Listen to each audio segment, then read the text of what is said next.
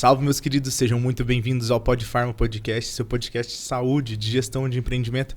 Aqui quem fala é Lucas Bento e ao meu lado tem ninguém nada, ninguém menos que Cris Tulli. Aí, Cris, como é que você tá? Tudo bem, e você? Bom demais, graças a Deus, para mais um episódio incrível. Com Esse certeza. podcast tá ficando incrível. E hoje com participação especial nos nossos bastidores. A namorada do Lucas está aqui assistindo. Sim, Vamos ver se ele fala tanta bobeira, gente. Claro. Tudo que você fala pra ela. Tem nada a ver uma coisa com a Carol, outra. seja muito bem-vinda. Bem-vinda, viu? E começar agradecendo aos nossos patrocinadores. Sim, claro. Drogaria Santa Maria, que tá com a gente desde o início. 7 lojas, sendo 6 em Alfenas e 1 em Campos Gerais. Entrega no conforto da sua casa e tem aqueles descontos maravilhosos. Então já segue a gente pra ficar por dentro de todas as promoções. Sim. A Mauri Contabilidade, você que tá querendo começar um negócio agora que tá chegando naquela época da contabilidade mesmo, do imposto de renda, né, do leão tá batendo na nossa porta aí.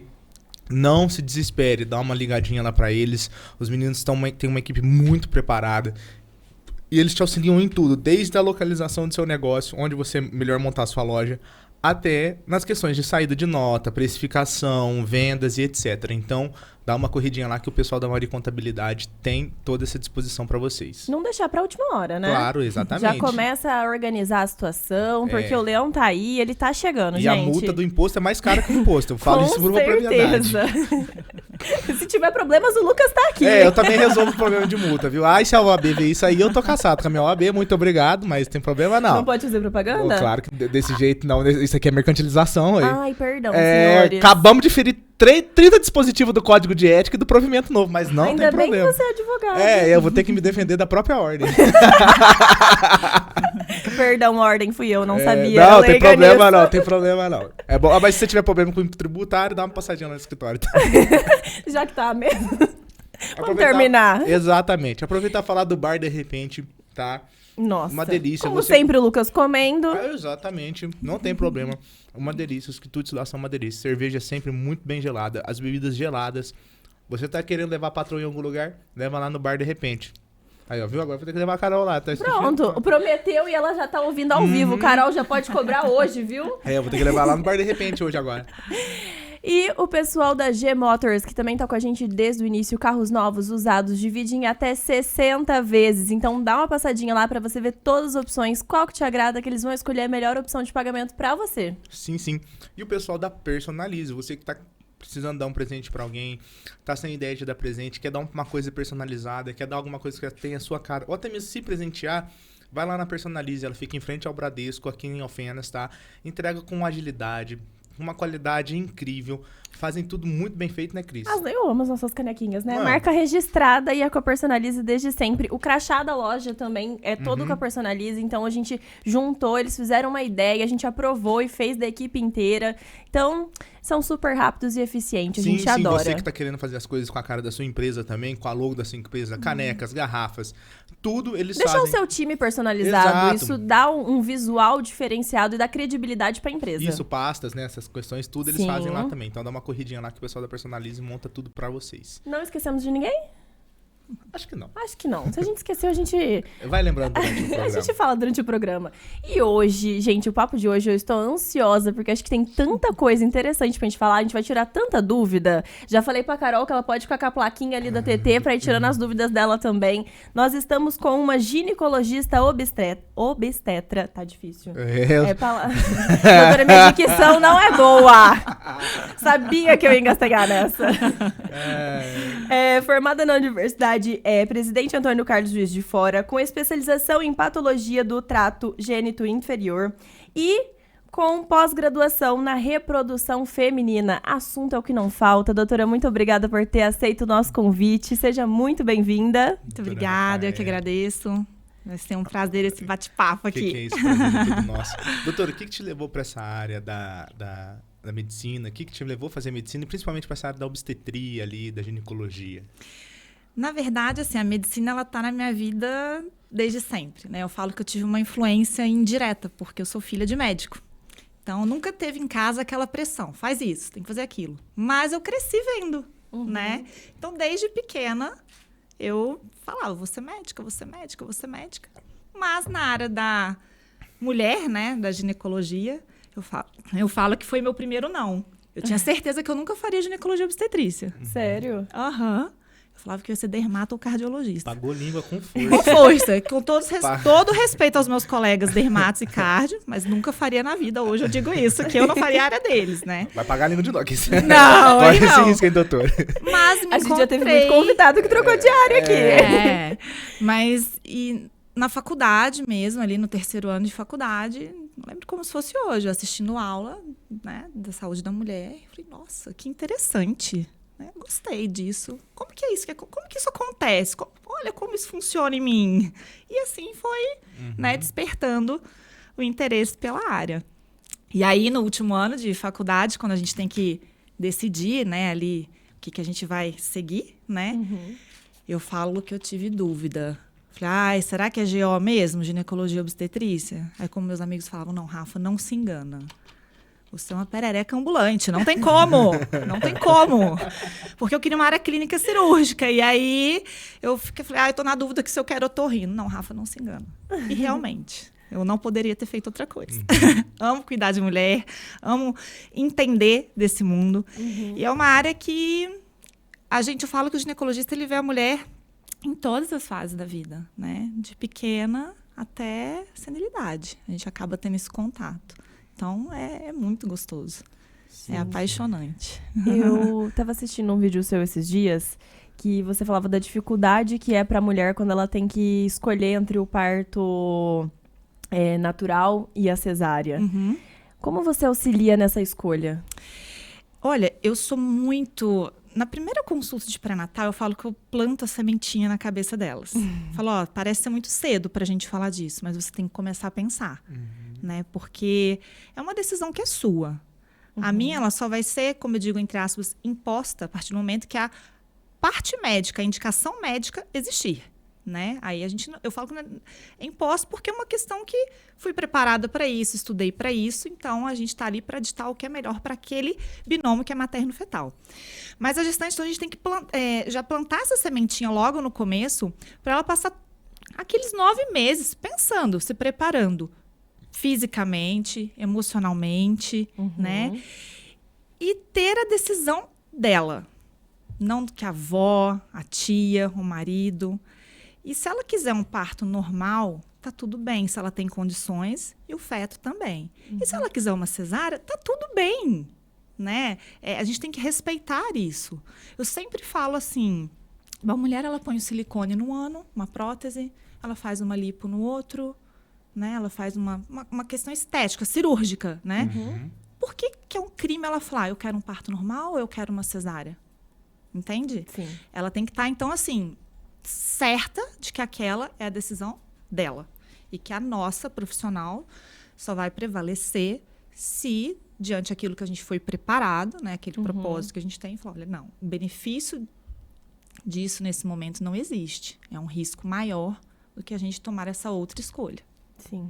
Quais são os principais casos em que leva tipo assim, essa imposição de um parto para outro? Por exemplo, você disse uma mulher que que ela já tentou, está ali num trabalho de parto, ou do que ela, na decisão de tem que ser uma cesárea, que ela nem tentou? Isso.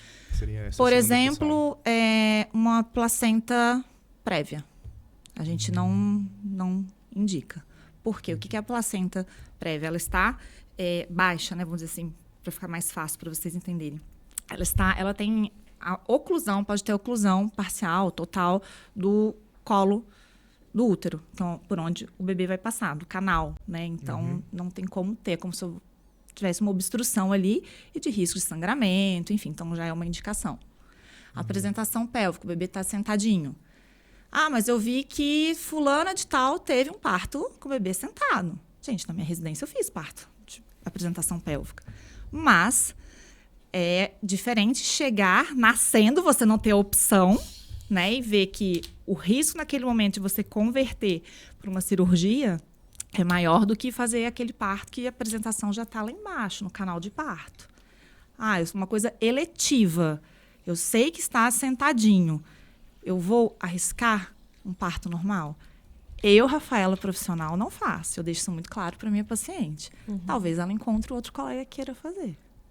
Sim. Né? Eu acho que tem muita influência da sociedade, né? A gente teve um período de cultura de cesárea, que as pessoas nem olhavam pro parto normal, Sim. parecia que era um bicho de 7 cabeças. Uhum.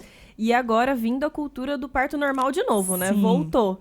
Então, acho muito legal a gente encontrar um profissional que seja o meio termo, porque o que a gente tá encontrando são muitos profissionais radicais. Sim. Ou é totalmente parto normal, se não for o que o normal é o que o corpo da mulher fez, então tem que ser. Não Sim. necessariamente, tem gente que não quer, né? Exato. E como eu disse, tá tudo bem. Né? A gente não pode recriminar uma escolha, né? Se aquilo vai fazer ela bem, né? Ela tá bem com ela em relação a isso, tá tudo certo. Né? Só não pode ver depois, poxa, devia ter feito aquilo, mas eu não fiz porque tal pessoa, né, falou que eu tinha que fazer assim. Entende? Então, eu acho que é essa conversa ao longo do pré-natal mesmo, né? Ela vai criando ali o desejo. Eu já tive paciente que chegou para mim e falou assim, não quero parto normal de jeito nenhum. E no meio, tô mudando de ideia. Né? Então, ela... E teve um parto normal. Sim. E para auxiliar no parto, a fisioterapia pélvica ajuda muito, né? Sensacional. Nossa, é um apoio que a gente tem maravilhoso. Tanto né? para o parto normal como para a cesárea? Também. Porque as pessoas acham que a físio, ela só vai auxiliar naquele processo de expulsão, de dilatação. Não, é uma questão postural, respiratória, né? Então, eu sempre falo, ninguém anda sozinho, né? Então, é o fisioterapeuta, é o educador físico, é o nutricionista, é o obstetra, é a enfermeira obstetriz, que super ajuda a gente, né? Então, é um trabalho multidisciplinar. Sim. Inclusive, a Daniele já esteve aqui, uma fisioterapeuta pélvica maravilhosa, que esclareceu várias dúvidas com a gente. Se você perdeu esse episódio, dá uma procuradinha aí, a gente deixa o link aqui pra vocês, que tá super interessante. Sim. E tem também no Spotify, né, Cris? Tem também no Spotify. Tem no Spotify lá no começo, tá? Quem quiser tiver ali no caminho de casa, trafegando, dirigindo, pegando uma viagem, nossos episódios também estão no Spotify pra você assistir eles, escutar eles em áudio, tá? Então pode ficar sossegado que hoje não tem mais desculpa pra acompanhar a gente, né, Cris? Com certeza. Doutora, e sobre essas questões daqueles partos humanizados que tem vindo muito na moda? Como proceder? Eles são realmente, como eu posso dizer, são recomendados pela medicina? Frequentemente, a gente tem essa pergunta. Você faz parto humanizado? Para mim, todo parto é humanizado. Eu também acho que é isso. Que não Entendeu? existe parto desumanizado. O que para mim é que, assim, eu acho que público leigo, né, a humanização vem. Luz baixa, música, banheira. Gente, isso, ok, faz parte, super ajuda. Mas, para mim, a humanização é eu estar ao lado da minha paciente. Estar ali para saber se tem algo acontecendo que eu tenho que intervir, que eu tenho que agir para que aquele desfecho ele seja o mais favorável possível. Na verdade, para a gente, é uma coisa assim, não existe não ser favorável, né? A obstetrícia, ela está acostumada com o quê? Com a vida, né? Qualquer coisa contrária a isso é muito chocante, né? Então, a humanização, para mim, é isso. É você estar ao lado da paciente, identificando os riscos, o benefício, o que você pode fazer para ajudar, o que você contribui para aquele momento. A mulher, ela nunca vai deixar de ser a protagonista do parto dela. Seja ele um parto normal, vaginal, seja ele um parto cesárea, né? Então, para mim, a humanização é isso. Você estar ao lado, identificar esses fatores que levam a esse desfecho que a gente deseja, que é um desfecho sempre favorável, que é o que a gente quer. Entendi. Né? Entendi. Ô, doutora, e pensando no pré-natal, a partir de que momento eu tenho que procurar a ginecologista obstetra para começar o meu pré-natal? O ideal seria antes mesmo da concepção, né? Se preparar para receber alguém que tanto você deseja, né? Então, você tem que ver como é que está o seu cartão de vacina, tem que ver como é que está a parte nutricional, a parte odontológica, que muitas vezes é esquecida. Da interferência? Odontológica. Com certeza, saúde bucal. É o quê? Com certeza. Saúde bucal é importantíssimo, né? Então, porque questões infecciosas, né, da saúde bucal podem trazer desfechos obstétricos ruins. Qualquer processo infeccioso pode desencadear um trabalho de parto pré-termo, prematuro. Meu Deus. Então, é surpreso, né? Não, Muitas eu tô, vezes esquecido. Então, o ideal é que antes de você engravidar, você faça uma consulta de pré-concepção, para ajustar tudo isso. Qual que é o tempo ideal para isso? Tomei a decisão que vou engravidar. Uns 3 meses antes, vai no seu médico de confiança, fala, olha, estou com desejo gestacional, quero parar meu método contraceptivo.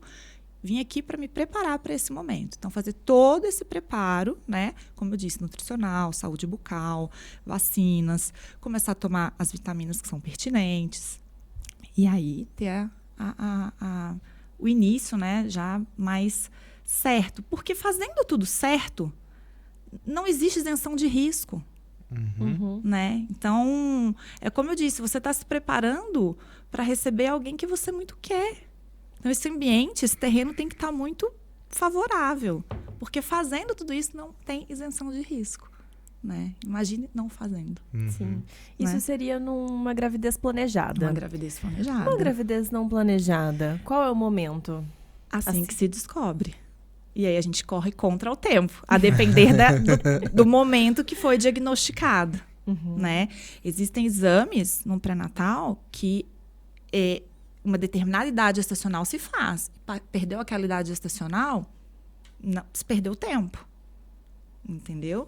Então, a partir do momento que se descobre, o ideal é ir fazer e correr contra o tempo mesmo, em busca daquilo que precisa ser feito. Uma preocupação que eu sempre tive é a gente estar sujeito, mesmo utilizando todos os métodos contraceptivos, a gente está sujeito a uma gravidez. Surpresa. Se eu não sei que eu estou grávida e, por exemplo, ingiro bebida alcoólica, como isso funciona? Eu brinco com elas. Deus perdoa, Deus tá vendo, tá ajudando a gente. Passou, não tem o que ser feito. Claro que uma questão alcoólica, né? Não existe dose mínima tolerável. Qualquer dose... Porque as primeiras semanas são as piores, né? Pra ter Exatamente. Mas qualquer dose, né, de álcool na gestação, ela não é tolerável. Ela não é autorizada, vamos dizer assim, né? Pelos malefícios que ela pode trazer. Então, o ideal, se você está tentando engravidar, você está ali buscando aquilo, tenta segurar a onda, né? Não estou naquela janela de risco, período fértil. Vou ali, vou sair, vou pra uma baladinha, né? Já que eu tô fora dessa zona de risco, que eu não tô naquele período mais propício, dá para eu tomar meu drinkzinho ali mais tranquilo. Você tá naquela semana que você sabe que, nossa, é ali, vamos tentar. Tenta evitar, né? E a partir daquele momento que até a menstruação vir, eu vou evitar, seria o mundo ideal, porque você não sabe se você engravidou. Meu Deus. Né? Mas aí eu brinco dessa maneira com ela. Deus tá protegendo. Já passou, não tem o que fazer. Agora daqui para frente, e daqui para frente a gente vai ver como é que vai ser a sequência, a evolução dessa gestação. Sim. Identificar as possíveis alterações que existem, né? E agir, né? Tentando melhorar aquilo que não tá bom. Inclusive com cigarro também, né? Às vezes a com gestante certeza. é fumante e ela não com sabe. Com certeza. Fumular uns 3 meses com a criança na barriga, não sabe. Exatamente. E, infelizmente, existem aquelas que sabem, né? E o vício é tão grande que não consegue. O que gera isso pro feto, essa questão do cigarro, principalmente? Restrição de crescimento, um feto pequeno, para a idade gestacional, né? Por exemplo, o álcool, a síndrome alcoólica fetal, na hora que nasce, né? Faz como se fosse... Imagina um dependente que está entre abstinência, vamos dizer assim, e tem as alterações, né, de formação, né? Então, são muitos malefícios. Eu vou fazer 30, eu tenho medo de engravidar na adolescência até hoje. Isso porque eu tenho DIU, mas eu sou a pessoa mais... Se eu sinto qualquer coisa diferente, eu falo, será? Acho que vai nascer com o DIU na mão, vou fazer um teste. E eu trabalho em farmácia, então eu falo, passa na conta. Tu tá achando que tu vai parir quem? O Thor, que vai nascer com o Mjolnir na mão assim? Eu tenho certeza, se eu tiver um filho, vai nascer com o DIU. Com Mirena na mão assim, ó.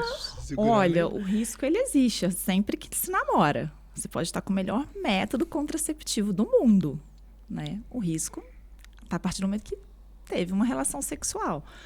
Mas existem métodos que são muito eficazes, né? Então, a gente fala, nossa, engravidou usando Mirena, engravidou usando Implanon. Caramba, tinha que nascer.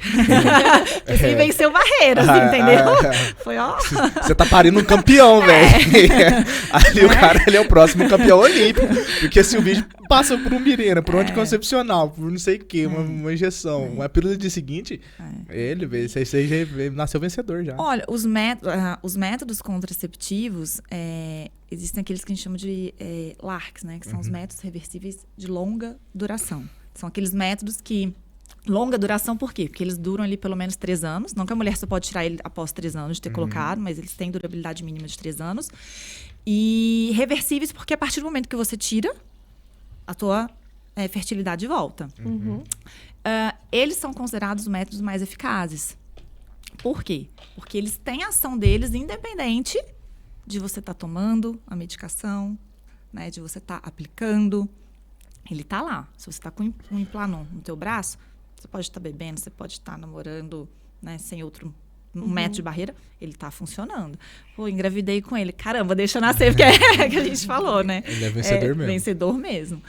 Mas, então, por isso que eles são de alta eficácia contraceptiva. Diferente de um preservativo, de uma pílula, de um injetável, que depende do comportamento daquele ser, né, daquela mulher, daquele homem, para estar aplicando aquele método. Então, por isso que o índice de falha é maior. Né? O Mirena vai ter duração de 4 anos? 5 anos? Hoje, Anvisa, né, Nacional, Brasil, 5 anos. A gente ainda não pode, embora a gente veja isso daí, a gente não pode dizer para a mulher que ele tem a durabilidade de 7, 8 anos, como é nos Estados Unidos, tá? Pelo FDA. Brasil, Anvisa, a gente não tem isso regulamentado ainda. Ah, mas é o mesmo produto. Sim. Mas se uma mulher engravida, porque eu virei e falei, você está lá com 6 anos, dentro da minha legislação, eu não tenho isso em bula. Você era responsabilizado. E aí? Médico roda. Aí né? você passa no escritório. Exatamente. Hoje o processo exatamente. Foda-se, já começamos errado, vamos se fuder com tudo. Enxoval, faculdade, escola. Isso, né? dependendo da situação. Então, assim, Você troca DIU? Sim. Vou marcar uma consulta. O meu tá vencendo. Vamos lá. Mas é tipo assim, e essa questão do contraceptivo que eu escolher, ele pode impactar na minha decisão depois, se eu quiser engravidar? Por exemplo, se eu tava tomando uma pílula, se eu tava com DIU. O que acontece? Existe uma coisa que a gente não para, que é o tempo, né? Então, se eu tenho uma mulher de 20 anos que ela coloca um dispositivo intrauterino, um Mirena, né? Como a gente estava falando aqui. Ou um DIU de cobre, enfim. Que dura 5 anos. Ou um DIU de cobre que dura 10. Daqui 10 anos, ela não tem mais 20. E, infelizmente, a nossa reserva ovariana, que são os óvulos que a gente tem, com o tempo a gente vai perdendo a quantidade e a qualidade. Então, ela trocou nos seus 30. Vou trocar de novo porque eu não quero engravidar, por qualquer motivo que seja. Né? Pessoal, profissional, enfim, não quero. Vou ficar mais 5 anos com o meu DIU. Ou mais 10, se ela tá com anticobre. Você não vai ter mais 30. Você vai ter 35, 40. E aí é onde a gente chega e fala... 30 anos. E aí, como é que tá isso na tua cabeça hoje? Quer ser mãe? Quero. Daqui quanto tempo? Não sei. Então vamos começar a pensar? Tem que pensar. Este é o problema. Tem que pensar. Você não precisa tomar a decisão de ser mãe agora. Mas você tem que pensar lá na frente. E virar a chave? Hoje eu não quero ser mãe, mas daqui 5 anos eu decidi que eu quero, só que o tempo passou. E a gente tem, né, possibilidade de fazer o que a gente chama de congelamento de óvulos. E é isso que eu falo para os pacientes que passam comigo. Ainda mais eu que trabalho com isso. Não tem como eu ver uma mulher de 30 anos na minha frente. Você pergunta, é casada, namora, quer ser mãe? Você entra no assunto. E ela não pensa nisso, você tem que fazer ela pensar. Porque o que a gente mais ouve na reprodução, quando buscam a nossa ajuda, por que não me falaram? Por que não me orientaram? Poxa, se eu tivesse sido orientada que eu poderia ter congelado meus óvulos, talvez hoje com meus 39 anos, que me despertou, né, a vontade, eu não estaria passando pelo que eu estou passando. E eu não estou dizendo que uma mulher de 39 anos não possa ser mãe naturalmente, tá? Mas a gente tem, na literatura, a gente sabe que depois dos 35, infelizmente, cai a nossa qualidade e quantidade. Não sou eu que estou dizendo isso, é ciência, né? São os estudos. Então, a gente tem que plantar isso. E como é que é esse procedimento de congelamento de óvulos? Então, a partir do momento que a mulher toma essa decisão, né, ela procura um profissional, uma clínica que trabalha com isso.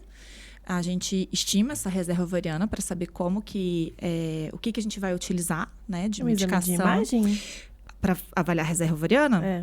Atualmente, a gente avalia de 2 maneiras, tá? Ou a gente faz a dosagem de um hormônio que chama antimileriano, ou a gente faz o ultrassom com a contagem de folículos naturais.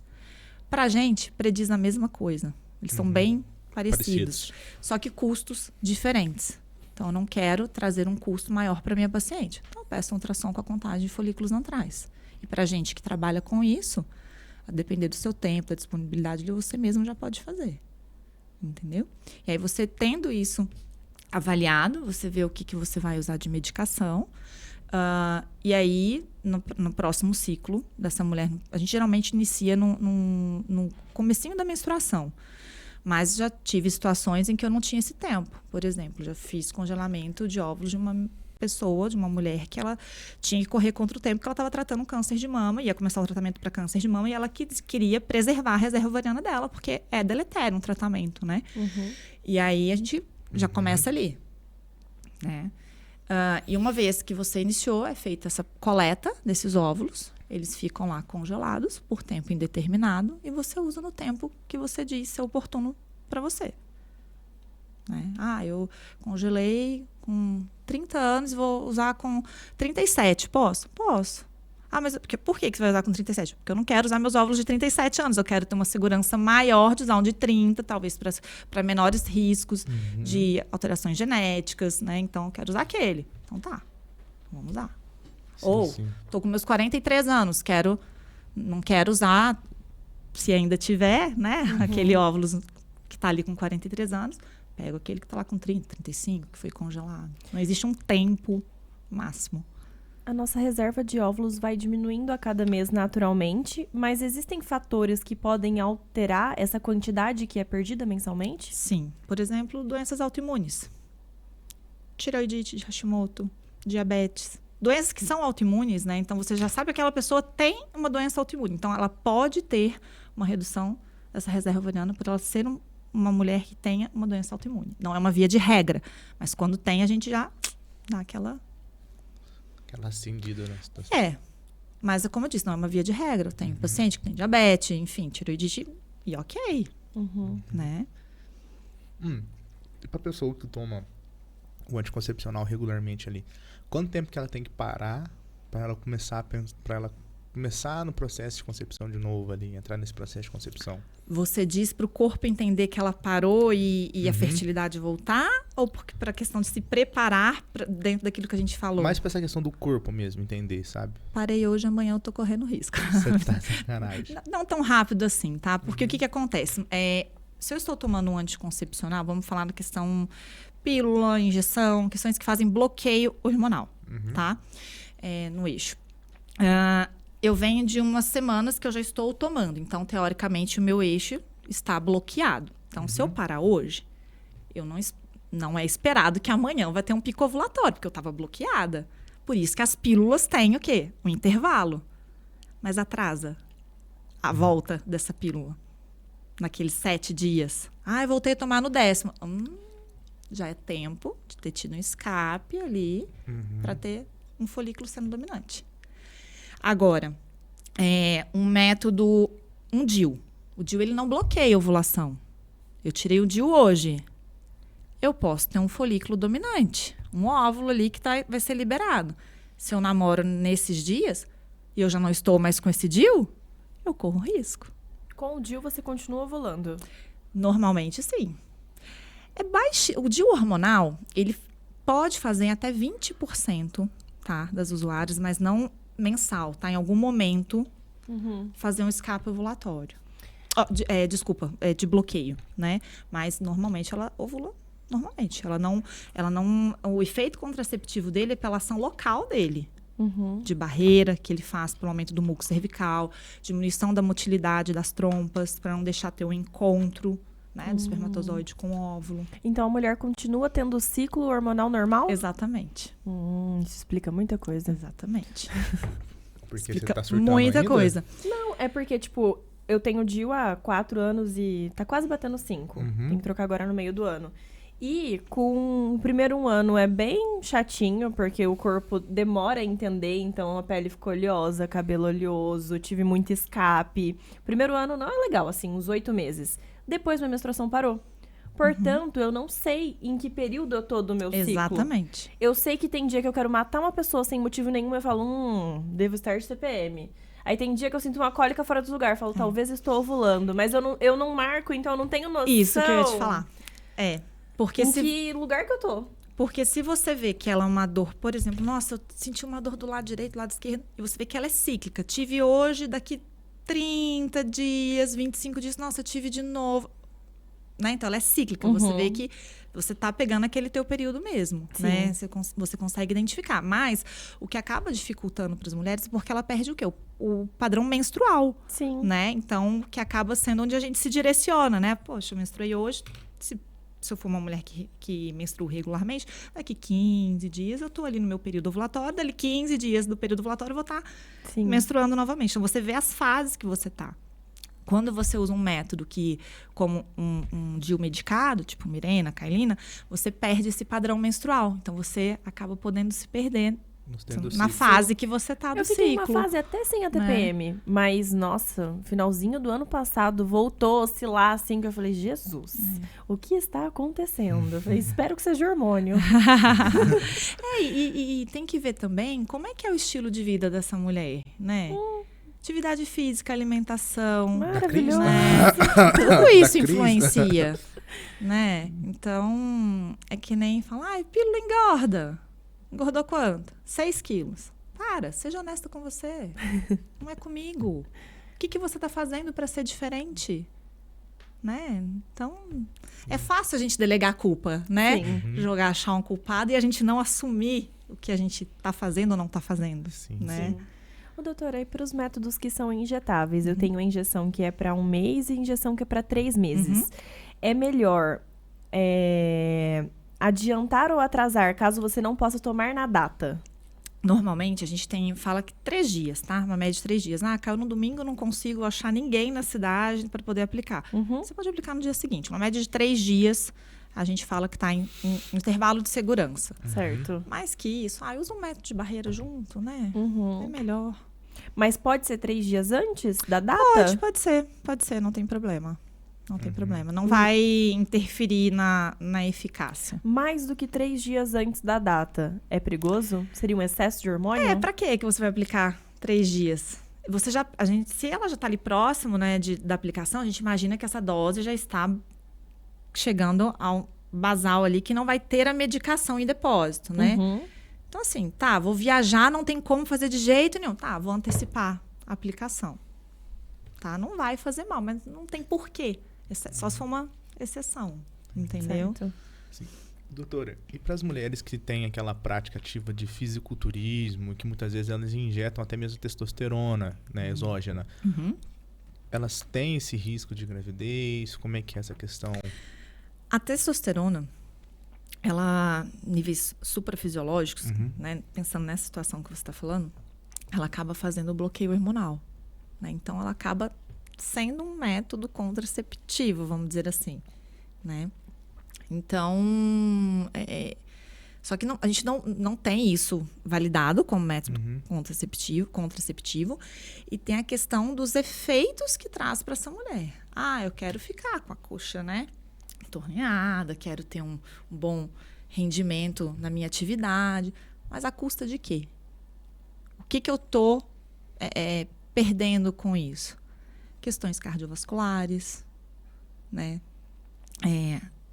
Questões de adrenal, endócrinos, enfim. Então, é tanta coisa que pode influenciar que tem que pesar, né? Tanto é que o uso, tanto é que não é liberado para fazer aplicação, né? Como questão estética, questão mesmo para performance esportiva. Foi proibida. Não, exatamente. Pouco tempo, né? Pelo CRM. Né? Então, tem que ter muito cuidado. E é o que a gente estava falando antes de entrar aqui. A gente tem que ter muito cuidado com as mentiras que se tornam... Os mitos, as mentiras que se tornam verdade porque fulano, beltrano, ciclano fazem. Aí, mas o fulano de tal faz, você não vai fazer? Ela fala, não vou, mas tanta gente faz. Como diz minha mãe, você não é filho de todo mundo. Entendeu? Não, por quê? Por causa disso, disso. São aquelas mentiras repetidas, né? Isso. E parte das vezes, para você justificar a tua conduta, a gente tem que ter muito cuidado para você também não sacrificar o colega. Né? Então, olha como é complicado. Só que para eu me defender, eu tenho que pôr na mesa os meus motivos. Não uso isso por conta disso, isso e isso. Mas o doutor não me falou. O fulano não me falou. Então. Mas eu tô te falando porque tá aqui, ó. Sim. Várias sociedades estão falando. Né? São os protocolos, quem rege, né? Entendi. É bem complicado essa questão da testosterona exógena mesmo, porque eu tô fazendo reposição hormonal. Realmente, meu nível de testosterona tava mais baixo. Mas você sente, tipo assim, muito colateral. Principalmente questão de espinha, oleosidade de pele minha subiu pra caramba. Sim. E tem essa questão dela realmente deixar o homem estéril? O que acontece? Faz um feedback negativo, que a gente fala no eixo hormonal. Se você está tomando uma quantidade de testosterona, está aplicando, tomando, enfim, no caso a testosterona, né? O que seu cérebro entende? Para produzir a testosterona lá no testículo, existe uma informação lá no cérebro, né, no hipotálamo, que manda a informação lá para o testículo. Tô aumentando o meu nível aqui do FSH, do hormônio folículo estimulante, para você produzir mais. Aí ele produz. Aí na hora que você tá aplicando, tomando essa testosterona, o que ele entende? Já tem muita testosterona correndo. Hipotálamo, pode parar de produzir aí o hormônio folículo estimulante, porque já tem muito na corrente sanguínea. Aí abaixa a produção da testosterona endógena, né, e, consequentemente, a produção de espermatozoides. E para... A gente que trabalha com essa área e os urologistas, né, que a gente analisa o espermograma, você faz a entrevista, né, na anamnese com o paciente, com o casal. O que você usa de medicação? Não uso nada, eu uso isso, isso e isso. Só. Meu espermograma. Aí você vê que está alterado. O que você está usando? Não uso nada. Aí você vai lá e pede outra parte laboratorial. Confessa, o que você está usando? Por que tua testa tá batendo 10 mil? E a outra parte hormonal tá bloqueada. Tem que ter alguma coisa acontecendo. Ou você está tomando alguma coisa, ou eu vou ter que investigar algo mais grave aí, para estar fazendo esse bloqueio importante. Então, sabe o que é? Você acha que eu cheguei nesse 50 de braço como? Eu gostaria muito, né, de virar e falar, nossa, Rafaela, você vai tomar isso, você vai usar isso, não vai ter consequência nenhuma, você vai ficar sem celulite, barriguinha, tanquinho, não vai fazer mínimo esforço na academia. Quem não quer isso? Né? Quem não quer? Mas não vem de graça isso daí. É às custas de possíveis perdas, às vezes deletérias. Se o uso for por um pequeno período, você parar o exógeno, volta à produção? Normalmente sim, mas depende de como isso foi feito. Já peguei paciente, né? A gente pega paciente que fez durante um tempo, e na hora que foi para voltar, não tinha aquela produção adequada. Entendeu? Então, a depender do tempo de exposição, você acaba tendo uma consequência. Tem que entrar com a TPC. Com terapia pós-ciclo e vai estimular FH de novo. Isso mesmo. Não é complicado essa situação de testosterona. E doutora, tem algum caso assim, tipo, do corpo feminino acostumar com aquele anticoncepcional, ele parar de fazer efeito? Não, a gente ouve muito isso, né?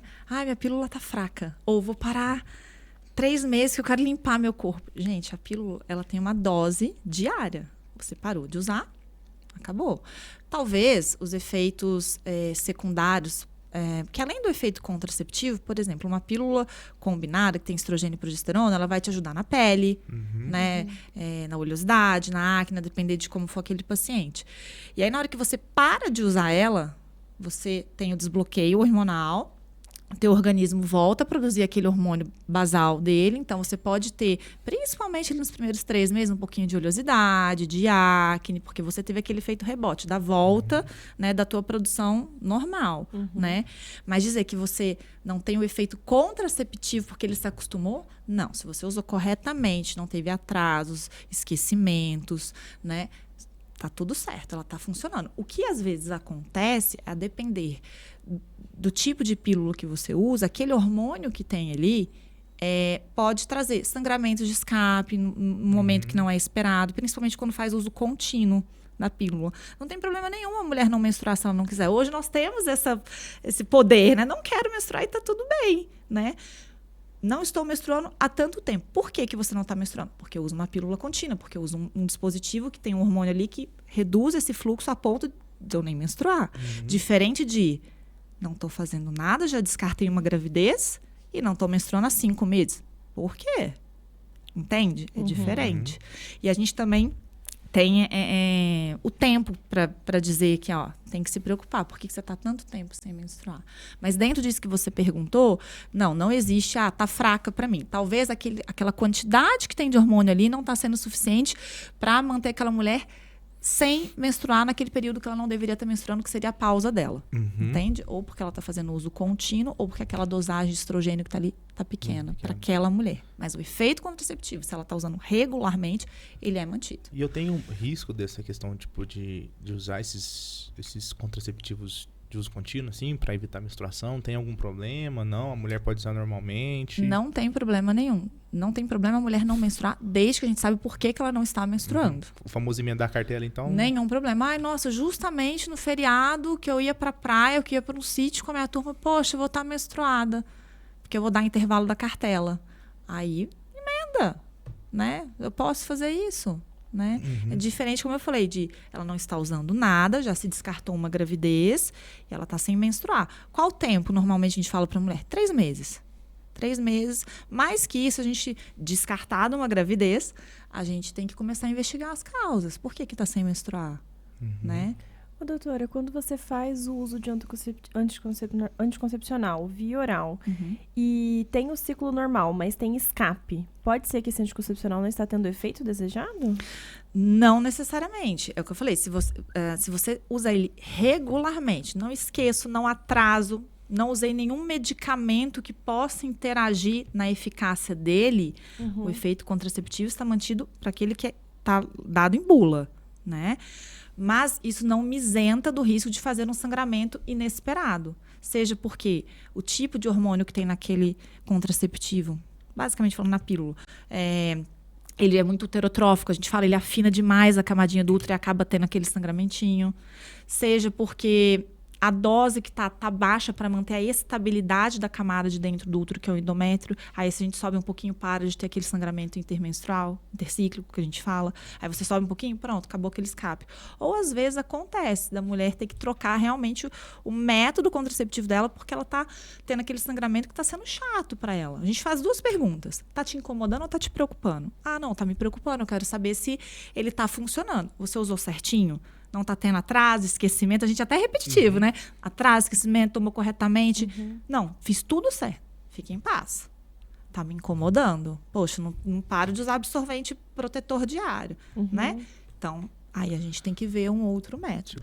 Não existe método ruim. Existe aquele que vai ser bom para você e talvez para mim não vai ser. Se adequar à vida do paciente, né? Doutora, tem paciente que não faz o uso de nenhum método e que vai cair um feriado que vai pra praia, por exemplo, aí chega no balcão de farmácia desesperado. O que eu faço para não ficar menstruada? Faz mal iniciar um tratamento de anticoncepcional fora da data só para essa menstruação não vir? Na verdade, não é nem garantia que não vai vir, né? Exatamente. A gente não tem o tempo hábil para saber. Porque toda vez que a gente começa um método, eu tenho que ter um tempo de adaptação. Pílula, pelo menos 3 meses. Rafaela, elas ligam lá no consultório, mandam mensagem. Pelo amor de Deus, fala que eu tô sangrando. Não tem o que fazer. Espera. Primeiro mês, principalmente. Espera, vamos ver como é que vai ser. Claro, ninguém vai deixar uma mulher sangrando 3 meses, entendeu? Não é isso. Mas, no primeiro mês, principalmente, não tem muito o que fazer, sabe? Exceto se for um sangramento muito importante, como eu falei, para você não trazer instabilidade clínica para essa mulher. Mas aquele sangramento que incomoda. Gente, eu sou mulher. Eu sei como é chato menstruar. Eu falo isso para elas. Eu sei tanto quanto você, né? Mas calma, tem esse período de adaptação. Aí você vai para a praia no final de semana. Vai ter uma viagem e não quer menstruar naquele final de semana. Hoje, final de semana agora. Hoje você quer uma medicação para tentar fazer esse eixo teu bloquear, tentar fazer você não menstruar? Existe, tá? Ai, mas é difícil. Às vezes você pode conseguir e pode não conseguir. Então, assim, eu não posso prometer isso para ela. E é isso que ela quer, que eu dê a garantia, mas eu não posso dar. Que tem. Eu sei que tem medicação que eu posso dar e talvez ela realmente vai conseguir. Mas pode ser que ela comece a sangrar no terceiro dia que ela tá usando, bem no bendito, no meio do feriado. Rafaela, então, viajei, você falou que eu não ia menstruar porque eu comecei um remédio, mas eu menstruei feito, né? Entendeu? Então a gente não pode prometer isso pra ela. Doutora, e a pílula do dia seguinte, custo-benefício?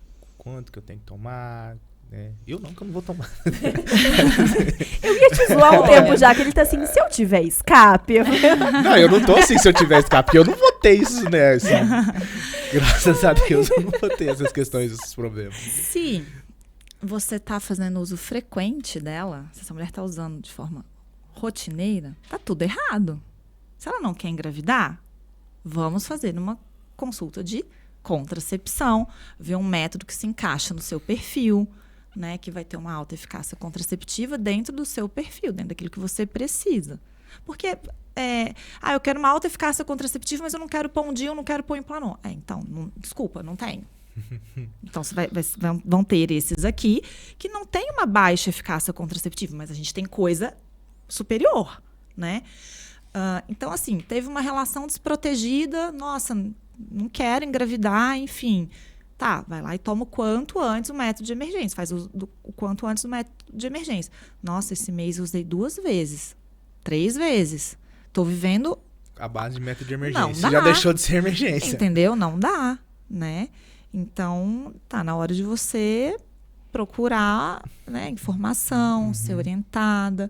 Começou a ter vida de adulto, tem que agir como adulto, minha gente, né? Não tem como. Sim. E... sem contar que um filho, tá difícil, você cria, né, tudo, mas tem uma doença. As pessoas não têm vergonha de comprar uma pílula, mas têm vergonha de comprar uma camisinha. De pegar um absorvente na farmácia. Mas aí eu acho que é porque o mundo ainda é machista. Para uma mulher ir buscar um preservativo numa farmácia, nossa, hoje vai ter então, né? O cara não. Ei, garanhão, né? Vai lá. Entende? Então, eu acho que existe muito isso ainda. Infelizmente. Infelizmente. Sim. E esse tomar essa pílula direta, né? Essa pílula do dia seguinte direta, ela tem algum risco? Ela pode levar a algum problema no útero, assim, dessa mulher? Olha, o principal efeito colateral que você vai ter é uma possível irregularidade, né? Daquele ciclo menstrual. Porque é uma dose superior do que você precisa numa pílula de uso diário, né? Então, ela pode tanto atrasar aquele sangramento da menstruação, quanto antecipar.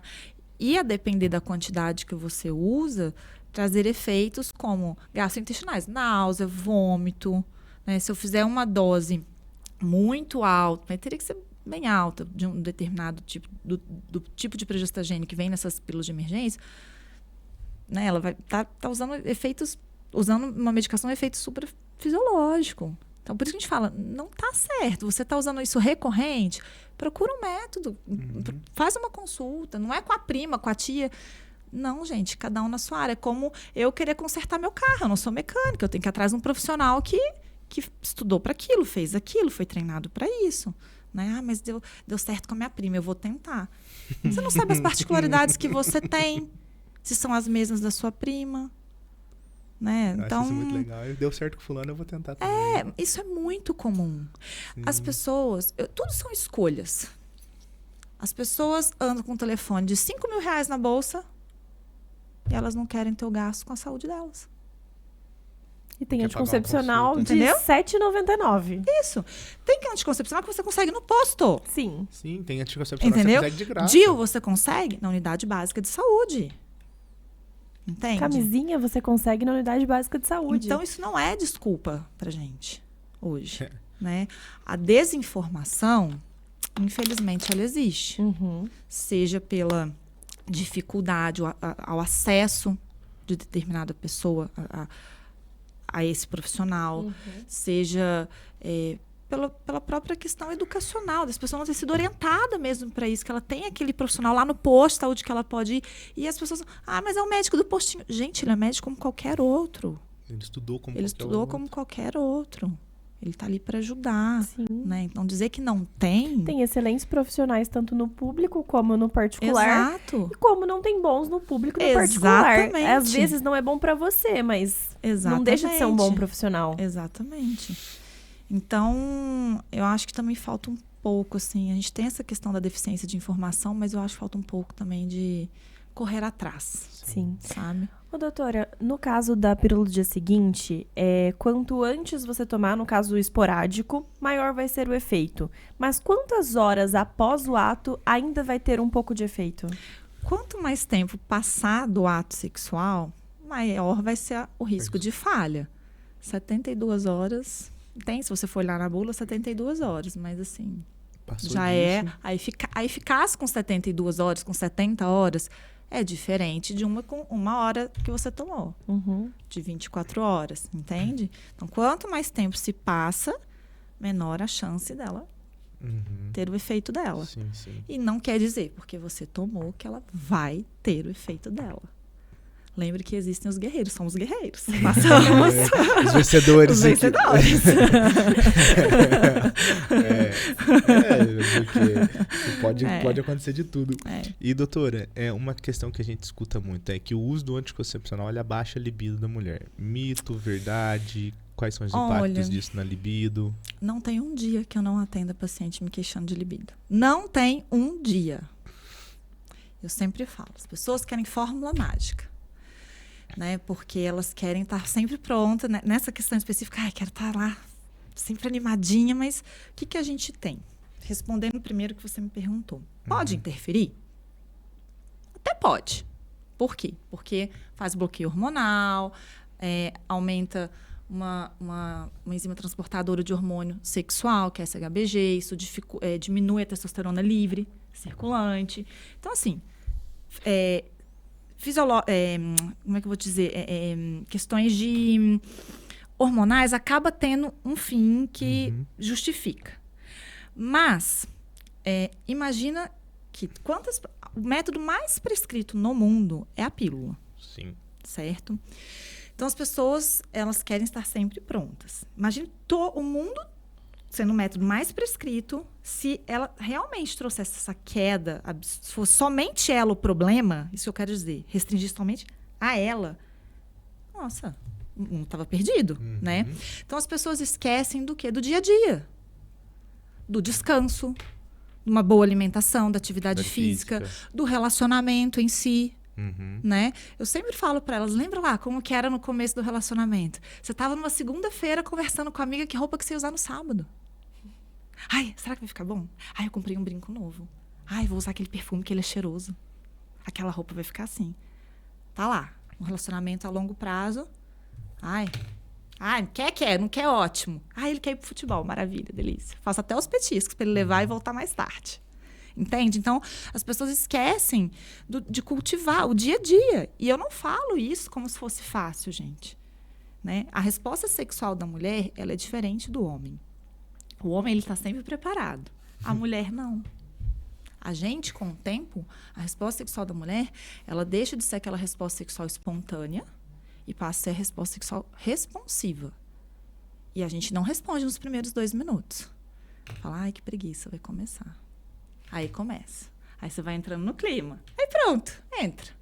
E tem situações que mesmo lá, o parceiro, a parceira, enfim, instigando, tentando, não vai. E aí é onde precisa buscar ajuda, porque está incomodando ela e já tem um determinado tempo que está incomodando. Não porque está incomodando o parceiro ou a parceira. entendeu? Então, existem critérios para essa questão sexual. Mas, dentro do que você falou, pode interferir? Tá, até tem um fundo científico ainda, como eu disse, porque faz bloqueio hormonal, como eu disse, diminui testosterona livre, sim. Mas não é só isso. O estresse em excesso pode diminuir o libido também? Com certeza. Ansiedade? Com certeza.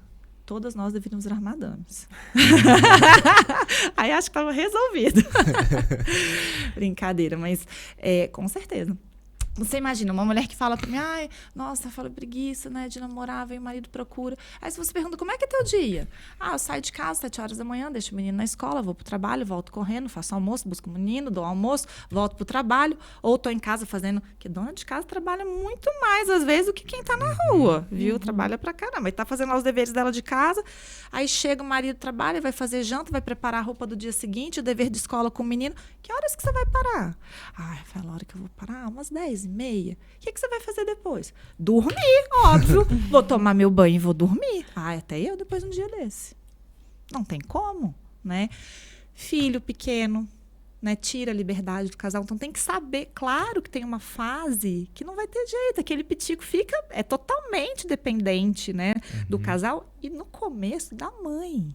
Né? Pode ser o melhor pai do mundo, mas tem coisa ali que não tem jeito, vai ser com a mãe. E aí já tá maiorzinha, ai, mas vai escutar. Ai, mas tá ali, vai acordar. E a mulher é assim, escutou um rangido da porta, para, fulano tá lá. Aí o marido, não, tá tudo bem, ele não vai ouvir. Acabou, já bloqueou a mulher ali, não vai. Então deixa na casa da tia, da avó, vai brincar com os primos, tira um final de semana pro casal. Não dá para ser o final de semana, tira um dia que seja. Né? No período pós-parto, vai ter uma oscilação hormonal também que vai diminuir o libido. Na verdade, o corpo todo, né? Sim. Isso. É a famosa quarentena? Na verdade, não só na quarentena. A quarentena é aquele período dos 40 dias pós-parto imediato, tá? Além disso, que a gente saiu da quarentena, né? Existe todo o processo de amamentação, falta de sono, de toda a dedicação da mulher e do pai para aquela criança, exatamente. E questões hormonais ainda estão presentes. O bloqueio hormonal existe ali. Aquela mulher, principalmente quando está amamentando, né? Ela está bloqueada hormonalmente. Aí ela, mas eu já tive a menstruação. Tá, mas você ainda tem produção de leite aí. Você ainda tem um bloqueio, pode ter um bloqueio. O aumento da prolactina, que é o hormônio que produz, né? O leite, ele pode trazer essas alterações, por exemplo, de libido, né? Aí a mulher foi tentar ter uma relação por questões hormonais do pós-parto, mesmo já tendo passado os 40 dias. 40 dias a gente fala, tá de castigo. Foi tentar ter uma relação por questões hormonais. A vagina tá seca, a lubrificação não é a mesma. Aí ela vai tentar namorar, aí tá ressecada, doeu. Aí ela já vai para a próxima relação, assim, ai, vai doer. Aí lá vem, vai doer. Aí ela para. Aí para a próxima, ai, não quero. Para que eu vou tentar namorar se é para ser uma coisa prazerosa e não está sendo? Né? Então, com certeza influencia. Mas existem coisas para melhorar. Entendeu? É como eu digo para elas, você vai num casamento, você como mulher, você vai fazer sua unha, você vai arrumar seu cabelo, vai fazer sua maquiagem. Poxa, você tem uma coisa que está te incomodando no dia a dia. Por que não buscar ajuda e investir nisso? É a mesma coisa. Você foi pro casamento, você investiu naquele look, naquela produção, né? Por que não investir nisso, já que é algo que está te incomodando no teu relacionamento, né? Mas as pessoas querem fórmula mágica. E não existe. E às vezes não aceitar que o corpo teve essa mudança, né? Também. Mas eu acho que para a mulher, a questão de mudança física, eu acho que o que pega muito, porque às vezes foi uma mulher que ganhou um pouco mais de peso, uma estria que apareceu, uma flacidez, ela fica constrangida, né? Ela pode ficar constrangida, ai, não quero que ele me veja assim. A lubrificação, como a gente falou. Então, são tantas coisas que se juntam, né? E a gente sempre fala, você não pode esquecer de você como mulher, como profissional. Existe alguém, existe uma mãe, existe uma esposa, mas existe a fulana, que é isso, né, como mulher, que é isso como profissional, que é isso como ser humano, né, e se cuidar, né. Mas as questões hormonais, sim, elas podem trazer essa oscilação hormonal pode trazer prejuízos, né? Sim. Emocionais, enfim. E, assim, a mulher, após a menopausa, ela tem que dar continuidade nos métodos contraceptivos? Ela precisa continuar tomando anticoncepcional, usando DIU se for o caso, ou não? Ela pode suspender o uso? Bom, o que é a menopausa? É o fim da vida reprodutiva da mulher, bem grosseiramente falando, tá? Existe uma fase que antecede a menopausa, que é o climatério. Então, nessa fase, a mulher já tem uma oscilação da questão hormonal, justamente porque essa reserva ovariana dela já não é a mesma, então não tem aquela produção hormonal que ela tinha antes. O método contraceptivo, primeira coisa que a gente precisa saber, você quer evitar uma gravidez? Quero, pelo amor de Deus, ser mãe nessa altura do campeonato, porque a gente não pode dizer para uma mulher que está no climatério que ela não tem risco de engravidar. A chance é menor, mas não é impossível. Se ela está com a menopausa instalada, a gente subentende que realmente não existe mais vida reprodutiva ali. Então, teoricamente, ela é suspensa, se suspende o método contraceptivo, tá? Então, normalmente, abaixo de 50 anos, a gente ainda pede para usar pelo menos 2 anos de método contraceptivo. Acima de 50 anos, pelo menos 1 ano. Como que eu sei que eu estou na menopausa? Primeiro, clinicamente. Essa mulher, ela parou de menstruar. Quanto tempo? Pelo menos 12 meses, 1 ano. Aí eu vou dizer, clinicamente, essa mulher está na menopausa. Eu vou associar a idade dela, né, com com a ausência daquela menstruação por aquele período. Instalada a menopausa. Aí eu preciso de um método contraceptivo? A gente, teoricamente, não, porque, né, ela cessou a vida reprodutiva dela. Entendi. E quanto que é a idade, mais ou menos, da menopausa que a mulher precisa começar a preocupar com essa questão de menopausa? A média brasileira, tá? 45, 50 anos. Quando que a gente diz que não é uma menopausa precoce? 40 anos pra cima. 40 anos é uma mulher jovem, né? Super jovem, por sinal, tá, gente? Não, os 40 os novos 20. Então, Aos assim, 20. 40 anos, se ela entra na menopausa, né? A gente não fala, nossa, tem que investigar por que aconteceu. Diferente de uma mulher de 35. Entendeu? Pode acontecer essa antecipação da menopausa? Pode. E o que leva a isso? Por exemplo, doenças autoimunes. É um motivo. Porque acaba tendo a deleção, né, daquela reserva ovariana. Aí tem várias coisas que podem levar, mas, por exemplo, isso. Uma quimioterapia, uma radioterapia, uma mulher que precisou passar por um tratamento, né? Uma menopausa cirúrgica, ela precisou fazer uma cirurgia por conta de um determinado problema que ela teve. Imagine uma mulher jovem e todos os efeitos, né, deletérios que uma menopausa precoce traz. Questão cardiovascular, óssea.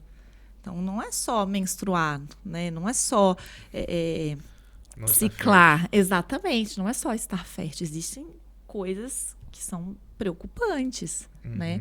Mas é diferente de uma mulher de 40 para cima, que a gente não vai pensar numa questão patológica. Mas não quer dizer que eu não possa entrar com uma reposição para ela se eu tiver indicações. Quem faz reposição hormonal? Uma mulher que tem indicação, tem sintomas e não apresenta contraindicações e ela deseja, ela concorda com aquilo. Né? Eu não vou... Uma mulher que não sente nada, não deseja, não, tem que fazer. Não. Existem os critérios. A reposição hormonal seria para diminuir os efeitos indesejados da menopausa? Sim. Quais são os principais deles, né? Ressecamento vaginal, calorão. Você tá num estúdio desse fresco, de repente, meu Deus do céu, gente, abre a janela, diminui a temperatura do ar, né? Questão de proteção. A proteção óssea, ela não entra como um critério, tá, pra gente, mas acaba, obviamente, melhorando, né? Por que mulher infarta mais do que homem? Desculpa, por que homem infarta mais que mulher? Porque não tem estrogênio. O estrogênio, ele é protetor. Qual que é a principal causa de morte na mulher após menopausa? Infarto. Não tem estrogênio mais. Entende? Mas não que eu vá começar uma reposição porque eu tenho que dar estrogênio para ela para proteger o coração dela. Não é isso. Entendeu? Então, existem os critérios. Então, a reposição hormonal ela é muito bem-vinda. Eu adoro prescrever quando tem aquela mulher que tem sintoma, não tem contraindicação e ela concorda. Gente, essa mulher volta te agradecendo assim, nossa, por que eu não fiz isso antes? Existem os casos refratários que você inicia e ela ainda fica sintomática. Então, assim, cada caso é um caso. E quando você começa essa reposição? Logo após o início ou você tem que esperar um período? Eu posso começar na fase que ela está no climatério. Que ela está começando ela está menstruando de uma forma irregular ou está menstruando regularmente, mas ela já está apresentando sintomas. Porque isso pode acontecer. Então, o que vai me dizer é o que ela vai me contar. Como que tá. É um diagnóstico clínico. É um diagnóstico clínico. Ah, doutora, eu queria fazer aquele exame que dá para ver se eu estou na menopausa ou não. Não, gente, não é assim. Não é assim. Existe uma coisa que nunca vai ser substituída. Eu vou até aproveitar o espaço aqui. Fica à vontade. Nunca vai ser substituído. Isso aqui, ó. A conversa, o olhar. Papel nenhum vai substituir isso. Eu recebo o paciente. Ah, fui um colega, sem passar em consulta, pediu aquele maço de exame. Como que você pede exame para alguém se você não conhece essa pessoa? Você não sabe o que você precisa pedir? Você não sabe o que essa pessoa demanda? Entende? Então, a gente tem que ter muito critério para poder pedir um exame, não é? Quem muito pede, se perde. Tem que ter muito cuidado. A gente só pede um exame se a gente sabe o que a gente vai fazer com aquilo. Senão, você vira profissional de papel. Né? Então, é complicado. Doutora, outra pergunta, uma dúvida que me surgiu aqui. O uso de anticoncepcional, ele também tem impacto, tipo assim, na formação de cisto na mama, alguma coisa assim? Então, na verdade, assim, existe doenças benignas na mama, né? E as não benignas, que sim, pode ter influência pela questão hormonal, né? Mas, por exemplo, eu tenho situações benignas que não vão me contraindicar o uso, entendeu? Mas, Rafaela, eu não quero que tenha influência nenhuma. Então, infelizmente, não tem jeito. A gente tem que usar um método que não vai ter nada hormonal. Para eu te falar que não vai ter nada, só um método não hormonal. Que seria a camisinha e DIU de cobre. o DIU de cobre. Pensando em métodos, né? Contraceptivos.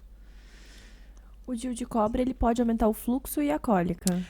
Pode, não é uma via de regra, mas a gente vê com frequência a queixa da mulher que usa, mas tem um paciente que usa e está super bem.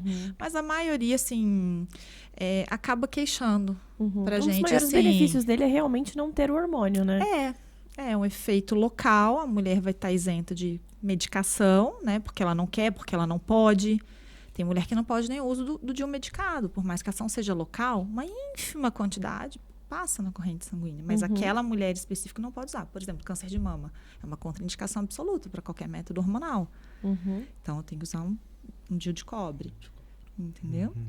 Então, mas é muito do perfil da paciente, do que ela pode e o que ela não pode. É o que eu falei agora há pouco, não existe método ruim. Existe o paciente, a mulher, e eu tenho que ver o que comporta, o que cabe a ela. E além, né, da questão contraceptiva, o que você espera desse método, além das questões contraceptivas? Eu quero diminuir meu fluxo, eu quero melhorar a pele. A gente não prescreve pílula para melhorar a pele, embora a gente veja, eu quero tomar para melhorar a pele. Vai melhorar mesmo, gente. Isso ainda vai ser uma combinada, entendeu? Mas não é esse o objetivo. Se quer melhorar a pele, tem outros tratamentos. Aí a gente acaba unindo útil ao agradável. Você quer também um método contraceptivo? Você vai usar de horário certinho, não quer pôr um método de longa duração. Então aqui uma pílula vai caber bem. Você não tem contraindicação, deseja um método, não tem problema de horário, né? Ou aquela que começa tô esquecendo demais. Então volta, tem que falar, porque senão daqui a pouco você aparece grávida. Sim. Né? Aquele outro método que você falou lá, o Scano, como é que é? O Implanon? O Implanon, como é que ele funciona? É um implante de etonogestrel, que é um progestagênio, o tipo de hormônio que tem, ele é um progestagênio que a gente fala, né? Ele é um bastão, mais ou menos desse tamanho aqui, uns 3 centímetros. Ele libera diariamente a medicação. Ele é colocado no braço não dominante da paciente. Então, se eu sou destra, eu colocaria no braço esquerdo. Uma vez colocado, a partir do momento que ele é colocado, ele é liberado, a medicação é liberada diariamente e o efeito contraceptivo dele é dado por 3 anos, salvo se a mulher quiser tirar antes, né? Dos métodos contraceptivos existentes, ele é o de maior eficácia contraceptiva que existe.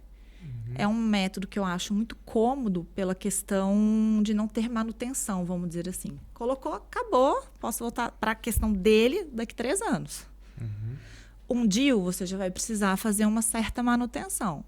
Você já vai na sua consulta de rotina, você vai ver o fio do DIU no exame físico, você vai ver no ultrassom se ele está na posição, né? Nossa, no início dá um medo desse DIU tá fora do lugar. Jesus! Mas o risco é muito baixo. Mas dá um desespero. Mas é muito baixo. E olha, mesmo tendo esse risco, ainda assim a eficácia dele é mais elevada do que uma pílula, do que um injetável, do que um preservativo, né? Então, O implante, ele vai cessar o ciclo também? ele vai fazer bloqueio hormonal. Aí, como vai ser o padrão de sangramento, né? A gente não sabe. O ciclo, se a gente for pensar na parte hormonal, sim, ele bloqueia, tá? Assim como a pílula. Na verdade, quando a gente usa uma pílula, a gente não tá menstruando, a gente tá fazendo sangramento de privação, porque eu tô usando aquele hormônio que mantém aquele nível hormonal estável o tempo todo, diferente num ciclo menstrual, que ele tem as subidas e as descidas, né, da produção. E aí, na hora que eu tô indo para aquele intervalo, aquele nível vai caindo, na hora que ele cai, é onde a gente descama e menstrua. Só que eu tenho que voltar naquele dia X que tem que voltar, né, para poder voltar a fazer o bloqueio hormonal, que se demorar o que eu falei, voltei no 10º dia. Opa, usa um método aí, porque, né? Então, ele faz bloqueio hormonal, então ele faz bloqueio do ciclo. Entendi.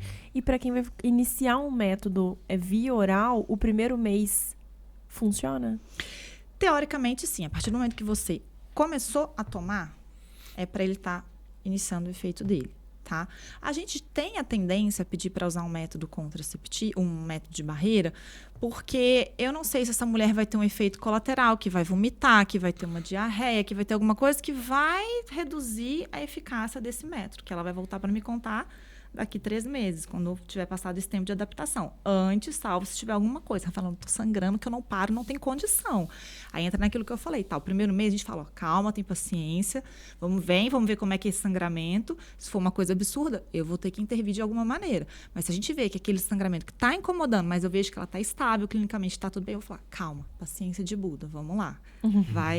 Vamos dar o tempo, entendeu? Então, teoricamente, sim. Principalmente quando a gente pede para iniciar a primeira cartela sempre no primeiro dia de sangramento daquele ciclo menstrual que está iniciando. E depois a gente dá a sequência, né? Ela vai dar a sequência da cartela. Então, se você iniciou ali no primeiro dia, então você já está tendo o efeito dele para não deixar aquele hormônio do ciclo menstrual subir e fazer o recrutamento do folículo para ter o escape ovulatório, entendeu? Mas normalmente a gente pede para usar o método de barreira pelo menos no primeiro mês. O anel, ele é um hormônio local? Ele é um hormônio que está dentro desse anel, 2 hormônios. É um combinado também, né? Assim como pílulas combinadas, que tem 2 hormônios, estrogênio e estrogênio. E ele faz a liberação contínua ali naquele anel, dentro da vagina. Mas ele vai interferir no ciclo ou ele vai ter uma ação só local? Não, ele faz bloqueio hormonal. Ah, tá. O único que não faz bloqueio hormonal, DIU. De cobre. E o DIU hormonal também, né? Mas como eu falei, são pouquíssimos que em algum momento podem fazer um bloqueio, mas é muito pouco. Certo. A gente fala que é efeito local. Sim. É DIU, basicamente DIU, que não faz. Sim, sim. Injetável, pílula, anel, adesivo, tudo faz bloqueio hormonal. Sim, sim. Doutor, e o ovário policístico para a questão da mulher que está querendo engravidar? Quais são as principais precauções que tem que ser feito? A síndrome do ovário policístico, como o próprio nome diz, é uma síndrome. É uma alteração metabólica hormonal. E é muito negligenciada no diagnóstico também. Foi lá, fez um ultrassom. Eu tenho ovário policístico. Tenho ovário policístico. A mulher carrega aquilo pra vida, coitada. Não vou engravidar. Gente, se eu contar quantos pré-natais eu já fiz, olha, engravida. Porque em algum momento ela pode ter o escape ovulatório e acabar engravidando. Então, assim, depende. Se eu tenho uma mulher com a síndrome do ovário policístico, eu tenho que seguir os critérios para ter esse diagnóstico corretamente. Não é só ultrassom, não é só laboratório, não é só clínico. Então, a gente faz compilado. Fiz o diagnóstico. O que essa mulher deseja? Ela quer engravidar nesse momento? Quero engravidar. Então, vamos tentar mudar o estilo de vida, né? Que esse é o basal para todo mundo. Basal, estilo de vida. Atividade física, alimentação, né? seja para aquela que quer engravidar ou não. Se ela volta, normalmente, quando ela muda esse estilo de vida, boa parte das vezes, ela volta a ciclar normalmente. Só que tem paciente que faz tudo bonitinha, certinha, e ainda assim não consegue melhorar. Aí é onde a gente entra com os indutores de ovulação, tendo sido avaliado já algumas outras questões, orientando como que ela vai fazer o uso, voltando para fazer ultrassom para ver se ela realmente respondeu. Como respondeu essa medicação? Não é, toma esse daqui e volta daqui 6 meses se você não engravidar. Não. Né? E se é aquela mulher que deseja uma contracepção, aí a gente vai ver qual que é o método contraceptivo que para aquele perfil vai ser adequado. Ela quer pílula? Quer mulher que tem síndrome do ovário policístico pode usar DIU? Claro que pode. Mas a pílula não vai tratar? A gente cansa de ver nos Instagrams, né? Pílula não trata. Realmente, gente, pílula não trata. Mas ela acaba sendo aliado para aquela paciente que já fez de tudo de comportamento, que apresenta sintomas, né, e sinais clínicos que precisam ser melhorados porque está incomodando, porque não está legal, e ela não conseguiu fazer com a mudança de estilo de vida dela. Né? Então, a gente não pode... eu vejo que as pessoas criaram como se o anticoncepcional fosse um vilão. Não trata o síndrome do ovário policístico com anticoncepcional. Realmente não trata, mas ele é um bom aliado quando a gente tem uma paciente que principalmente precisa de um método contraceptivo, já mudou toda o estilo de vida dela e não consegue melhorar clinicamente, entendeu? E a endometriose também pode dificultar na gravidez, né? Sim, porque a endometriose... O que é endometriose? É uma doença inflamatória que ela acontece fora do útero. O endométrio é a camada de revestimento interno do útero. É o que a gente menstrua todo mês. Não engravidou, descama, pronto. Em algumas mulheres, por questões genéticas, acabam... existem várias teorias do porquê que acontece a endometriose, que eu não vou entrar nesse mérito aqui, tá? Porque existem várias questões. Mas, principalmente, vamos por genética. A mulher tem uma propensão genética, a irmã, a mãe, enfim, tem, e ela tem aquele diagnóstico. Então, ela tem aquele foco, aquele endométrio fora da cavidade uterina. Ele pode estar no intestino, pode estar na bexiga, pode estar nas trompas. Existe relato na literatura até no pulmão. Então, esse processo, esses focos de endometriose, eles fazem um processo inflamatório de fibrose, aderência. Para as trompas, né, ela muda toda a arquitetura, ela pode mudar, né? Pode mudar toda a arquitetura da trompa, em vez de ser aquela trompa que está, imagina, o útero, meus braços, as trompas, né, e aqui as fímbrias, né, esperando ali o ovário liberar o óvulo. Em vez de ser uma trompa que está bonitinha, ela está toda tortuosa, porque tem uma aderência puxando, tem um foco de endometriose, que aí dificulta essa passagem, né, esse encontro. Ela pode ter a obstrução da luz, né, da trompa. Então, você não tem a passagem dali do espermatozoide para ir de encontro ao óvulo. E a endometriose também pode prejudicar a reserva ovariana. Então, são várias questões que ela pode trazer, não beneficiar a fertilidade, muito pelo contrário. Mas não quer dizer que uma mulher tem endometriose, gente, que ela não vai engravidar espontaneamente, que ela vai ser... tem endometriose, eu vou ter que fazer um tratamento de reprodução assistida. Não, obrigatoriamente, não é assim. Mas é uma mulher que a gente já abre os olhos, a gente não dá o mesmo tempo para ela de tentativa gestacional. Já cai um pouquinho. Por quê? Porque eu sei que ela tem uma doença de base que pode prejudicar a fertilidade dela. Entendeu? Entendi. Gente do céu. É muito impacto, né, cara? É muito porrada. Você falou no início com relação à mulher que quer engravidar mais tardiamente, depois dos 40, por exemplo. Que seria interessante, dependendo do quadro, fazer um congelamento dos óvulos. Eu estou congelando o óvulo para eu poder ter o desenvolvimento de um óvulo mais jovem, se for pensar... Porque se eu utilizar o óvulo de 40 anos, ele está um pouquinho depois do que esse que eu congelei. Com relação ao corpo... O corpo da mulher, ele ainda está preparado aos 40? O que acontece? Depois dos 35, a gente tem tanto a questão da quantidade e qualidade dos óvulos reduzirem, né? Como eu tenho uma mulher mais propensa a ter diagnósticos clínicos, como hipertensão, diabetes, hipotireoidismo, hipertireoidismo, ter doenças, patologias clínicas, né, que podem, numa gestação, dar um pior prognóstico.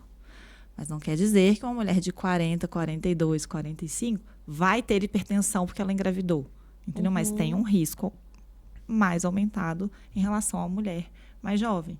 E uma mulher jovem também não é sinônimo de que ela não vai ter um problema, entende? Não vai ter uma hipertensão, por exemplo. Então, a idade, né? A máquina vai envelhecendo, né? Então, o nosso corpo, ao longo da vida, a gente vai...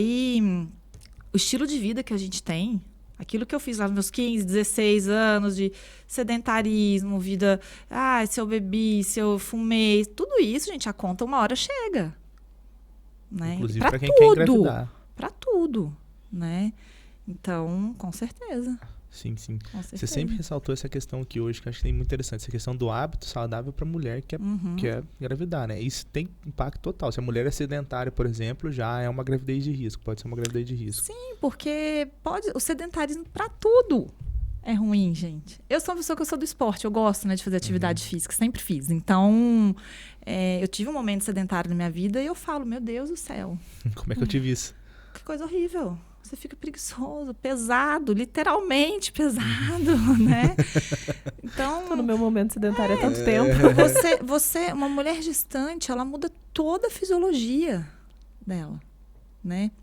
Quantidade de sangue, bombeamento cardíaco, respiratório, metabolismo, tudo muda, né? Então, se já fica mais difícil ela fazendo tudo certinho, uma atividade física, imagina não. Mas nunca, na medicina, gente, é igual no amor, né? Nem nunca, nem sempre. Eu sou sedentária e não tive nada disso, tive uma gestação super tranquila. Tá. Que bom. Que bom. Você é uma exceção. Que bom. Um tempo atrás, alguém deixou lá pra mim, já tem um tempo num dos posts lá, que a gente falou sobre essa questão da idade, né, pra reprodução. Eu tenho 37 anos e engravidei de 2 filhos meus depois de 35. 2 filhos, um filho, não lembro mais. Falei, não, mas ninguém tá dizendo que você não vai engravidar naturalmente depois de 35. A gente só deixa o alerta que depois dessa idade pode-se haver uma dificuldade por conta disso. Então, não quer dizer que uma pessoa sedentária, ela vai ter todas, uma gestante sedentária, ela vai ter todas as... Nossa, vai ser hipertensa, vai ser diabética, vai ter... Entendeu? Não é isso, mas contribui. Contribui. Entendi. Tem gestante que começa com sobrepeso e ela perde peso ao longo do pré-natal. Por quê? Porque ela vê que, acho que ali cai a ficha dela de que tem que estar tudo certinho para aquela pessoa que ela está esperando, né? Que ela muda o hábito dela, ela vai para o nutricionista, ela vai no educador físico, vai no físico, e aí ela acaba perdendo peso. Aí vem a tia, você não está engordando, né? Nossa, tá até emagrecendo demais. Desde que aquela gestação esteja indo bem, feto crescendo, padrão, curva de crescimento adequada, que bom que ela está conseguindo ter essa melhora agora, né? Então, engravidar não é sinônimo de engordar, ganhar peso. Sim, a gente vê muito isso nessa questão, tipo assim, a moça tem que parar, tem gente que até para exercício físico durante a gravidez, sendo que não precisa, né? Na verdade, tem que até começar quem não pratica. Sim, exatamente. Interessante todos esses aspectos aí que a gente não sabe, porque... O gravidez não é doença, né? Não é doença. Porque muita gente vê mas isso. Mas eu morro de medo. Não. Mas o desconhecimento... A gente também não, você fala, eu tenho medo, morro de medo, porque você não se vê no momento para engravidar, ou porque você tem medo da gestação, do processo em si? Eu acho que tudo. Tudo. Porque o desconhecido, eu falo... A gente tem o desconhecido, né? Eu tenho medo de fazer uma coisa que eu nunca fiz isso. Ai, meu Deus, como que será que é? Como é que vai ser? Mudança no estilo de vida, eu tenho medo do parto, porque a Antro vai ter que sair, por onde Jesus foi abençoado. Não sei, o dia que eu descobri, todos que estão à minha volta estão ferrados, que eu vou... A gente também tem medo de ser engravide, viu? Que a gente tem medo de... Você normal já tá surtado, imagina com o hormônio da gravidez. Nossa senhora! Você vai surtar... Não, a gente não... Não, eu tenho certeza. A gente também tem medo de ser engravide. Decidiu, hein? Tem que trocar. Já tá batendo. Não, a gente vai marcar no calendário lá do podcast, entendeu? Não pode lembrar. Lembrar a Cris de trocar o DIU, entendeu? Não. Isso, durante você foi falando, pensar que vou ter mais 5 anos. E sim, vou ter mais 5 anos, isso é certeza. De mão dada com o Dio, daqui 5 eu penso de novo. Olha, as pessoas sempre me perguntam, você tem filhos? Tenho, de 4 patas. Sou apaixonada dos meus bichinhos, né? Mas você não quer ser mãe?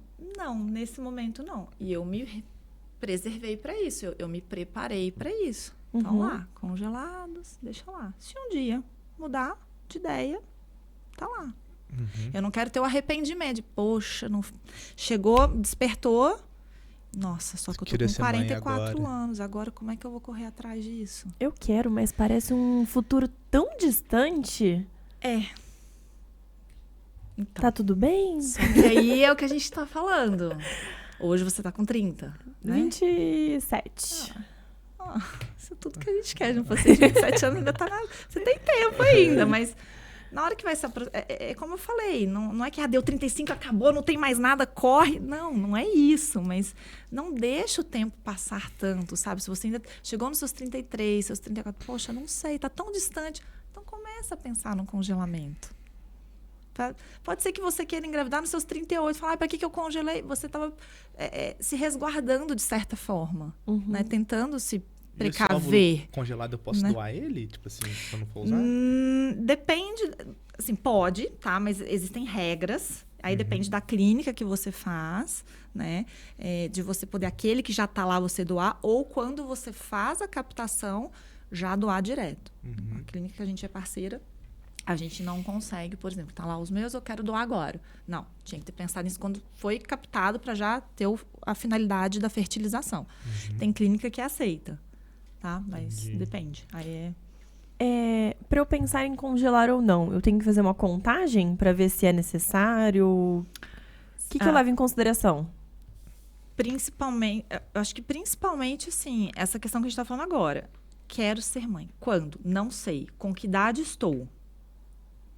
Tá, então eu tô com meus 35 anos, não quero ser mãe. Tá, então vamos ver como é que tá a tua reserva ovariana e vamos congelar. Ah, mas eu já tenho, a reserva deu baixa. Então, vamos congelar. Já perdeu tempo, vamos aproveitar que ainda tem. Então, 35 para fazer uma contagem é uma boa margem. Olha, é que não tem como a gente dizer para uma mulher que ela vai chegar nos 35 anos dela, a gente espera que sim, que ela vai tendo uma reserva ok, mas eu não posso afirmar isso para uma paciente. Eu não sei como é que vai ser o estilo de vida dela nesses próximos anos. Eu não sei o que vai acontecer na vida dela. Se Deus me livre e guarde, ela tem alguma doença, alguma coisa que vai comprometer isso daí, né? Então, é o que eu falei lá no começo do nosso bate-papo. 30 anos, chegou na minha frente. E aí, como é que estão as coisas aí? Como é que você pensa? Eu tenho que plantar isso na tua cabeça. Se você vai fazer agora ou não, é outra história. Eu não posso deixar você daqui 7, 8, 10 anos, virar para mim e falar assim, poxa, eu não fui orientada. Não, você foi. Você foi. Aí você fala, nossa, pior, né? Porque eu fui. Aí eu não... eu tô pagando pela minha própria... Não é isso. É que tem que ser orientada. E quando você faz o congelamento, você paga a clínica que está guardando esse óvulo anualmente? Eu vou te dizer pela clínica que a gente é parceira, tá? Acho que cada uma tem a sua política, né? Enfim, financeira, lá a gente faz ou é mensal ou é anual. Então, vale mais a pena você pagar um anual, entendeu? Você acaba tendo um desconto, vamos dizer assim. Então, você define como que você quer fazer, o acerto mensal ou anual. Mas você tem que ter esse acerto. É um aluguel. É um aluguel. Né? Mas é muito mais acessível do que as pessoas imaginam. Dinheiro é dinheiro, gente. R$1 é dinheiro. Né? Mas hoje é muito mais acessível do que as pessoas imaginam. Lembre sempre da minha comparação. As pessoas andam com um telefone de 5, 10 mil reais no bolso. Não tô indo longe. São escolhas. Parte das vezes são escolhas. Sim. Doutora, a gente já está caminhando para o final. Tem alguma mensagem que você quer deixar para os nossos ouvintes, nossos telespectadores? Se você quiser falar olhando para aquela câmera ali. Sim. Bom, primeiro agradecer, né? Foi muito bacana. Um bate-papo muito gostoso. Foi realmente um bate-papo, né? Eu acho que como, vamos dizer, promotora da saúde, se cuidem, né? A gente vê, não fui no ginecologista, vou dizer dentro da minha área, não fui no ginecologista esse ano, não fui há tantos anos. Gente, se cuide. As doenças, elas são preveníveis, né? A gente não pode deixar o tempo passar e só procurar investir na nossa saúde quando a coisa já está acontecendo, quando você sente alguma coisa. prevenir é melhor do que remediar. Lembre disso. Sim. A primeira vez pra ir na ginecologista a partir da primeira menstruação? Olha, pra mim, a partir do momento que aquela menina, aquela mãe julgam necessários, tá? Ai, olha, eu tô precisando trazer minha menininha porque ela tá com uma coceirinha, porque ela teve... Enfim, vai lá. Mas assim, se for grosseiramente falando, teoricamente, a partir do momento que ela menstrua, né? Eu sugiro antes, porque às vezes a mãe, a tia, quem cuida daquela criança, não tem aquela liberdade de orientar o que é uma menstruação, como que vai ser o cuidado, o que vai acontecer. Nossa, ela foi no banheiro, eu já tenho tipo assim, ai, tia, eu fui no banheiro, cheguei lá, quando eu vi, tava daquele jeito. Ela nem sabia o que poderia acontecer com ela. Então, para orientar que o corpo dela, que ela tá chegando a uma determinada idade, que vai ter o desenvolvimento da mama, os pelinhos, a menstruação, explicar para ela o que é isso, os cuidados que deve ter. Então, eu acho legal ir um pouco antes até para essa orientação. Se aquela mãe, cuidadora daquela criança, né, daquela paciente, se sente à vontade para poder orientar, tranquilo, né? Mas E o primeiro exame preventivo a partir da primeira relação sexual? Ah, isso aí seria mais um podcast. Eu fiquei esperando por essa pergunta. Pode responder. Gente, preventivo, Papa Nicolau, citopatológico, é o nome que a gente, né, chama. Pelo amor de Deus, não é quando tem a primeira relação sexual. A gente vê menina de 15 anos, 16 anos, 18 anos colhendo preventivo. E não é assim. Antigamente era assim. E antigamente, eu vou dizer, pelo menos há uns 12 anos. Tá? Pelo menos. Antigamente, começou a namorar, levava no ginecologista e ela colhia o preventivo. Né? Qual que é... Depende muito do protocolo que você vai seguir. Então, eu vou falar aqui. Ministério da Saúde, Federação Brasileira de Ginecologia e Obstetrícia. Não vou entrar em ACOG, Colégio Americano, tá? Nada disso. Brasileiro. 25 anos. A mulher já teve relação sexual com 18, 19, 20, 21 anos. 25 anos é a idade para iniciar. Por quê? Porque a gente sabe que antes dos 25 anos, a chance desse Papa Nicolau poder ter uma alteração que estão correlacionadas ao vírus HPV não são chances pequenas. Então, não tem que ir. Então, só que são alterações que o próprio organismo, ele resolve. Entendeu? Então, aquela mulher, ela deixa de se expor a um procedimento invasivo, uma biópsia, uma cirurgia, por algo que o próprio organismo dela ia resolver. Diferente de 25 anos para frente.